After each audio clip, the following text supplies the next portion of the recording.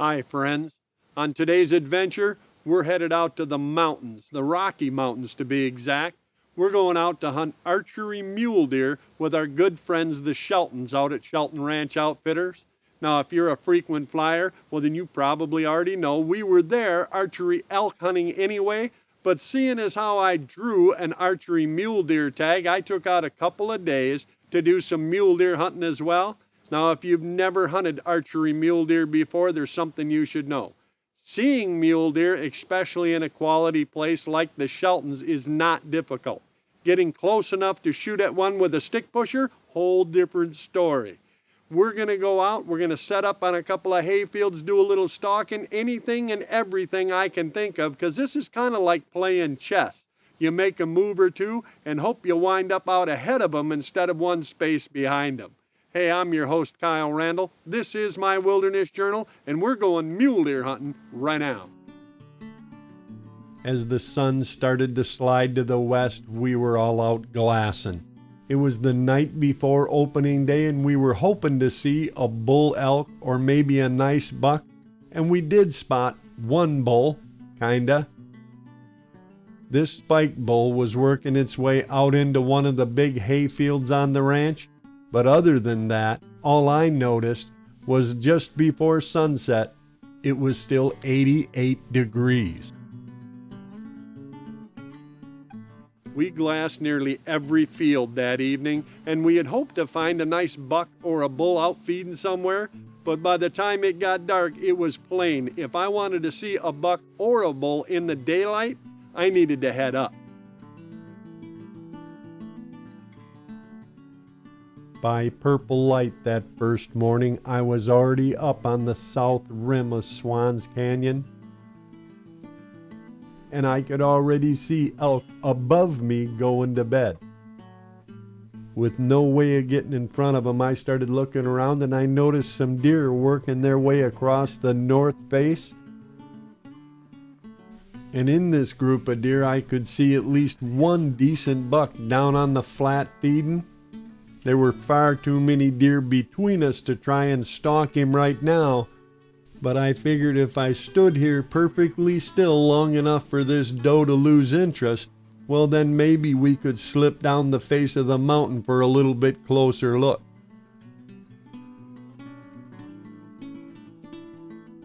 It took a while, but that doe finally calmed down and went on over the ridge, and when she did, we did the same. I was hoping to get down across the face of the mountain without bumping into her again. I wanted to get down to the flat where we'd seen some deer crossing, and then hopefully we could get out in front of one. After a full hour of bug crawling, we'd managed to slip to within 200 yards of what turned out to be an entire bachelor herd of bucks. And in that herd, there were several really nice deer, a couple of definite shooters. Now all we needed to do was confirm they were going to head on around the north face and then back off and get ourselves down there so we could get between them and the oak brush I was pretty certain they were headed for. Right out here in the flat, down on the bottom. 2 deer farthest to the left, closest one to us.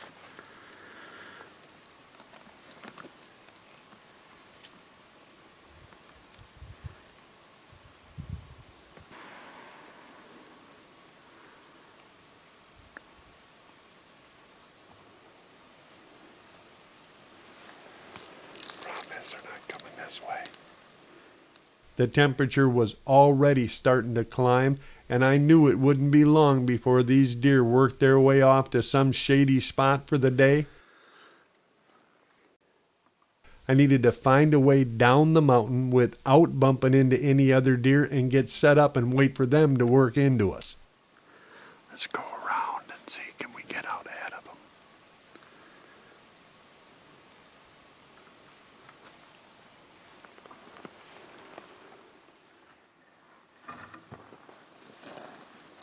There's one way out ahead. He's standing broadside right now, I think. Yeah. By the time we got down to our new vantage point, we could only see one good buck up feeding. I started looking around, and several of the other bucks were already bedded. They actually just walked out underneath a couple of small cedar trees and were bedded up right there on the flat. They weren't coming across. They weren't heading for the oak brush. They were bedding right out there basically in the open.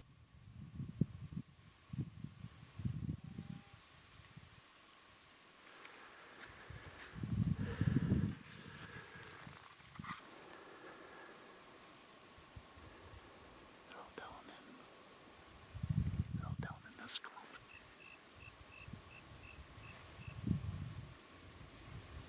There's 3 of them right there together. Yep. There's one up above them. There's the other one up. And then that doe bedded down above them.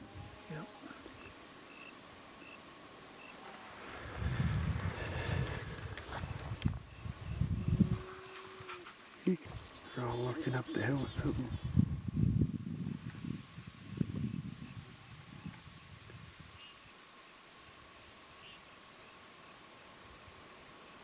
He just lay down. We watched helplessly as buck after buck bedded down right out there in the open, and there was absolutely nothing we could do about it. There ain't no way down there. They're right on that little open flat.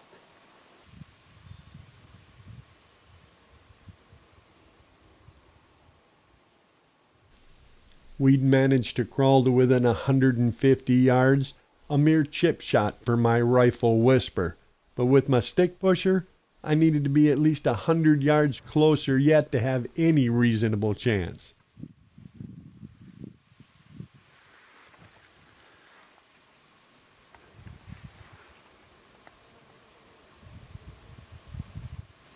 Unfortunately, they might as well be on the other side of the moon from us.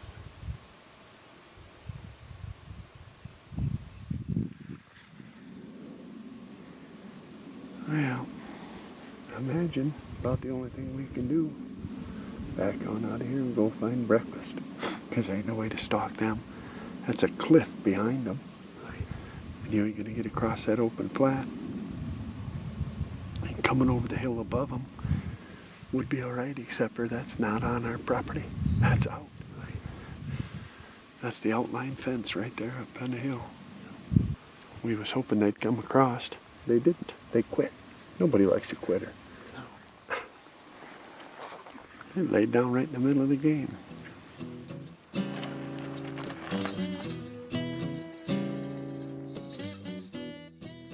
We had crept all the way down the face of that mountain into position, only to see those bucks stop halfway across the flat and just bunk up under a couple of trees. I was certain they'd come all the way across, head for the north face in all this heat, but as you saw, they just quit right out there in the open. And to make matters worse, after crawling out of there, we hunted high and low, but never found another buck until well after sunrise the next morning.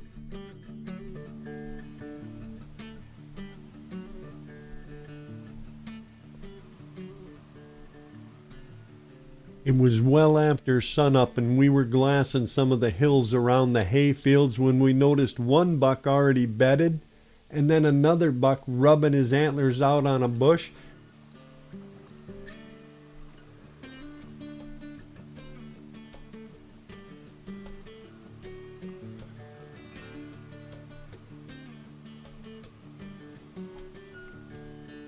Neither one of these looked particularly good, but the buck that followed him over the little hill had my interest. Here was a pretty nice buck still in velvet, and I whispered to Mike, "Let's try to get down there. This might be a shooter, maybe not, but we can decide that if and when we get there."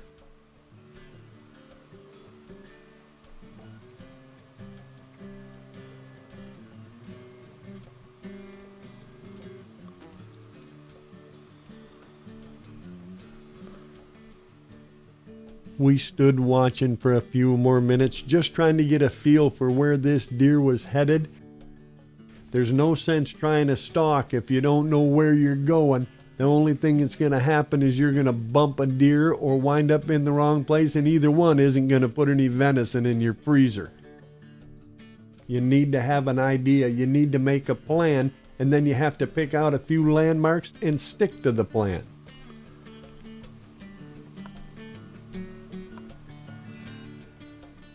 And speaking of the plan, once this buck dropped over the ridge so we could come around without spooking the deer that were already bedded up on it, we headed down the mountain as fast as we could creep. And when we got there, we peeked out around the bush I figured the deer were hiding behind, and I can see antler tip below him going around the hill. I just saw the tip of an antler just below him going that way. We gotta let him walk off of there. the deer were there, just not the right deer.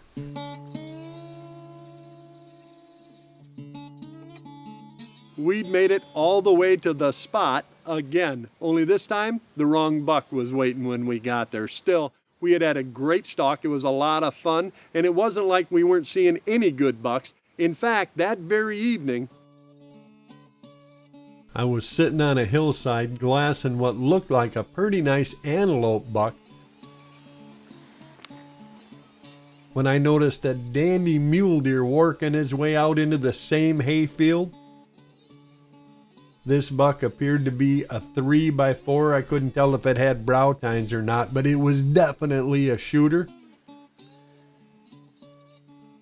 Unfortunately, like the antelope, he was working the other way.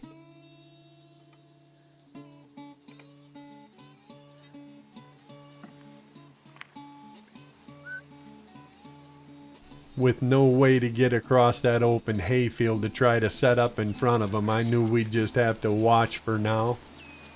Going the wrong way. Let's just pick up and ease up here a little bit. We're never going to get in front of that buck. He's going straight away. But there's a bunch more deer working this shelf. We'll just ease our way up around here down below.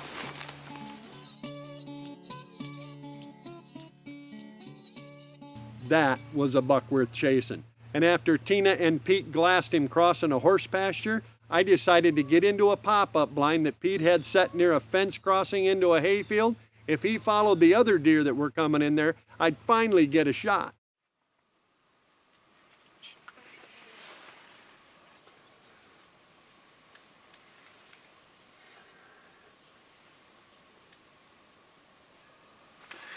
There's a group of deer coming across the horse pasture up off the mountain over there.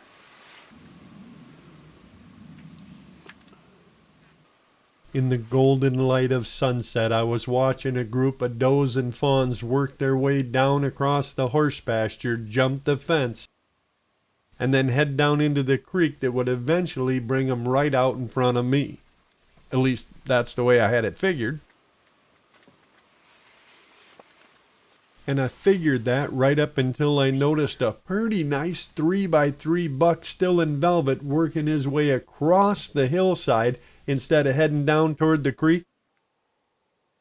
He worked his way out into the far corner of the flat. And then I noticed that something was bothering him. A couple of elk were coming down and jumping the fence as well.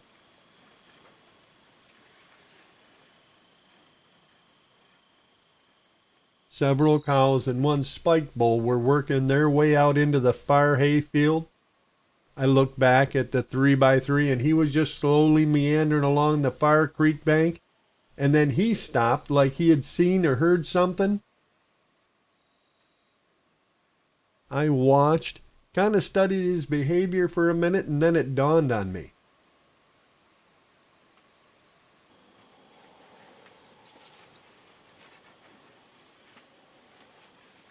This buck wasn't just watching elk.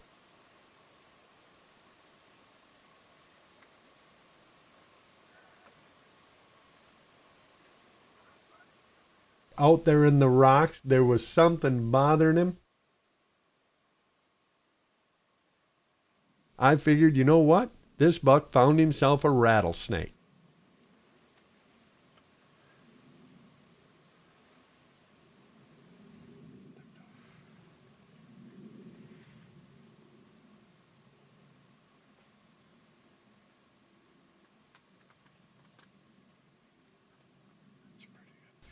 The buck finally worked his way around that snake and fed off down the creek, and a half an hour later I noticed the elk that had been up in the field had worked their way down for a drink as well. The only thing that hadn't happened was that big buck or that 3-point come across the field and got in front of me. And then, just after the elk crossed the creek, I looked out, and there was a monster buck up at the top of the horse pasture just feeding along. Only problem was, he was feeding along in the wrong direction.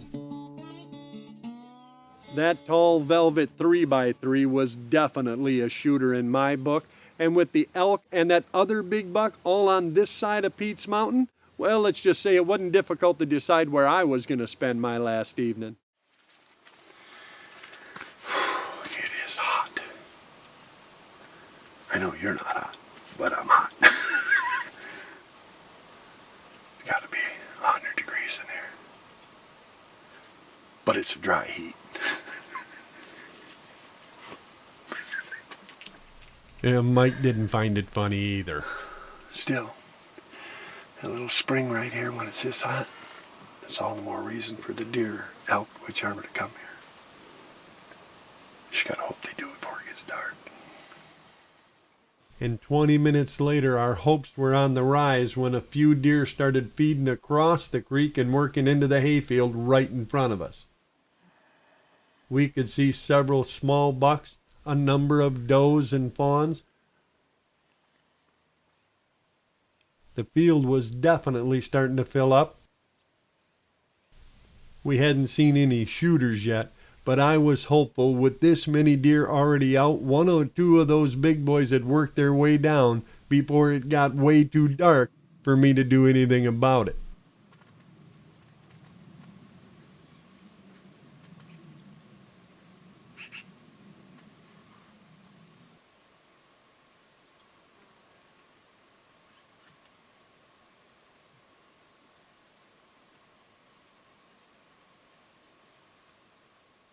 This blind was definitely in the right place. The fence crossing Pete had set us on was delivering deer right out in front of us. And on top of that, we were noticing a lot of other critters coming to the water. Heat can be your friend when you're hunting the West, especially if you've got a good water source to set up on. Nice buck. It's coming this way. Unfortunately, I didn't have an antelope tag, not for this state. Nice buck, nicer than I thought. There he goes.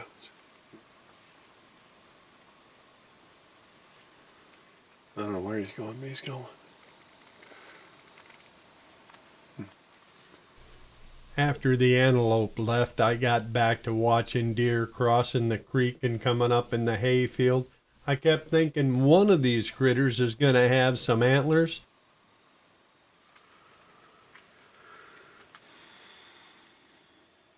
Does and fawns seemed to be on the move everywhere, but I hadn't spotted any antlers yet. That is, until I noticed that big 3x3, the one with the straight up antlers, walking out across the far hayfield. The same buck that had found the rattlesnake the day before. And unfortunately, it didn't appear that he was headed in my direction either.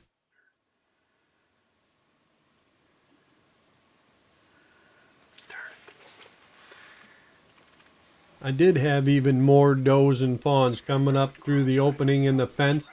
They were working into the hayfield, and some of them came right straight up in front of us. I mean, right straight up in front of the blind. It's kind of neat to see deer this close, but it's also kind of dangerous because if one of these does smells you or sees you and starts stomping and snorting, it's game over before you even get started. I was watching a couple of deer working right straight up in front of me, and when they turned to look, I started looking at what they were watching, and there was that 3x3. He had somehow or another done a button hook and dropped into the creek bed, worked his way back up to us, I was thinking this buck's a shooter, but I was also thinking this doe walking right straight at me needs to be dealt with first.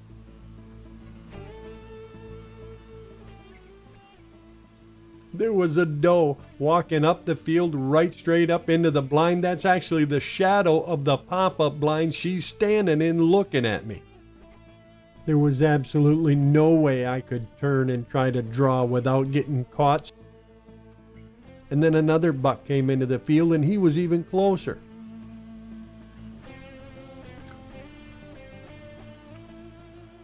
The bigger 3-point was slowly feeding his way along, getting farther and farther out, but I still couldn't do anything about it. That doe was still planted right in front of me. So I just sat there until she finally moved off, and when she did, the only deer that was still within range was that smaller, younger buck. I had to decide, was this the deer I'd come to Colorado for? It was my last night. He was standing there broadside and yeah, I passed. This was a nice young buck, but he was just that, a young buck. Unfortunately, that was the last buck we saw that night, until just before dark when I did see a huge buck followed by another working their way out across the horse pasture in the wrong direction. My chance and my choice, and I have absolutely no regrets. I could have tagged out as you saw on that younger buck. I just decided to wait. There are so many great critters running around that ranch. I wanted to give it every possible moment. And I'll tell you, friends, I'm already counting the days till the draw for next year and whether I get a deer tag or not. Archery elk is over the counter out there in Colorado, so you know I'm going back. Hey, I hope we see you out there. I hope we see you up in Cadillac. Pete and Judy are going to be there at our expo in Cadillac, Michigan this January, and I'm going to find out how everybody else did.